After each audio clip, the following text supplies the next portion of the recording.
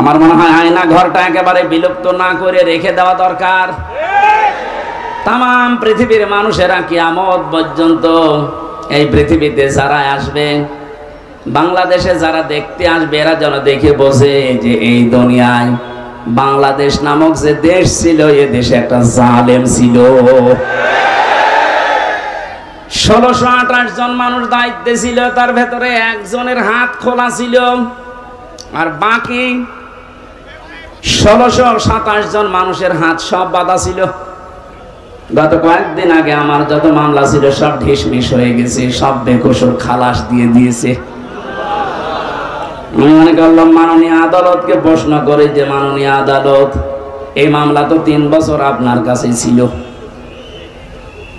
প্রত্যেক মাস 2 মাস 3 মাস পরে পরে মামলা আপনার কাছে আসতো, 3 বছরে কতবার এসেছে, আপনি কোনোদিন এই মামলার রায় দিলেন না। আগে বলতেন যে হাত বাঁধা, এখন হঠাৎ করে রায় দিয়ে শুধু রায় না বেকসুর খালাস, তার মানে আপনি প্রমাণ করে দিলেন যে আমার কোনো দোষ নেই। কথা বলেন না কেন? আমার কোনো দোষ পাইনি, এই জন্যই তো আমাকে বেকসুর খালাস দিয়েছে। তাহলে আমার 3টা বছর যে নষ্ট করে দিলেন, কেড়ে নিলেন, যেভাবে কষ্ট দিলেন, আপনাকে জেলখানার কন্ডেম সেলের ভেতরে আমারে রাখলেন। আমি চাই আমার মামলার আয়ু ওই মিজান থেকে শুরু করে একেবারে উপরে যিনি বসা ছিলেন, যারা এর সাথে জড়িত, প্রত্যেককে আমার মতো 3 বছর শাস্তি দেওয়া হোক। বেশি বলে ফেললাম না? বেশি না।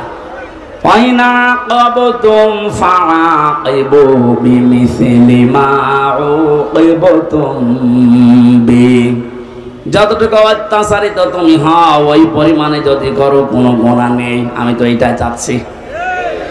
আপনি আমার উপরে যা করেছেন, আমারটা আমি বললাম, ব্যারিস্টার আরমানের উপরে যা করেছেন 8 বছর, আমাকে তো 1 তালা মাটির নিচে নিয়েছিলেন, আর ওরে নিয়েছে 3 তালা মাটির নিচে। আজান কি, দিন কখন রাত কখন আমরা জানতাম না, আন্দাজে ইশারায় নামাজ পড়তাম। এই কঠোর অবস্থা 1 দিন 2 দিন হলে মেনে নেওয়া যায়, 8 বছর আপনার কল্পনার বাইরে চলে যাবে। এরপরও অনেকে সাফাই গাছে যে কি করেছে, তারে কুকুরের মতো তাড়িয়ে দিলেন। আজকে তার ছেলে স্ট্যাটাস দিয়েছে, বাংলার মানুষেরা আমার মাকে কুকুরের মতো বিদায় করে দিয়েছে। লজ্জা করেনি কথা বলতে, কি বলছে না বলছে, মাথা খারাপ হয়ে গেছে। কেন কুকুরের মতো তাড়িয়ে দিয়েছে? তার বাস্তবতায় আয়না ঘর। আমার যতটুকু বাস্তব জ্ঞান আছে, এদেশের 18 কোটি মানুষকে যদি জালেমরা যা করেছে, 18 কোটি মানুষ সবাই বলে আমরা মাফ করে দিলাম, উদার হয়ে।